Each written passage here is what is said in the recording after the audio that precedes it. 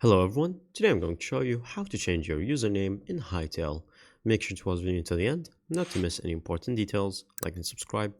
So you have bought Hytale and you have set your username right here and you're in the launcher.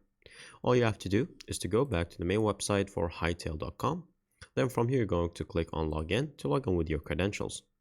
Once you log in and you are set on the account page, all you have to do is to go to the left section where it says game profiles. And then in the game profiles, it shows right here, usernames can be changed every 30 days, capitalization can be changed at any time. So in this button, it says change capitalization, but you can really change your username for anything with the same button. So if you change the capitalization and you just put like capital D and change it, then nothing will happen. Now from the same button, it says change capitalization because I have already set it yesterday.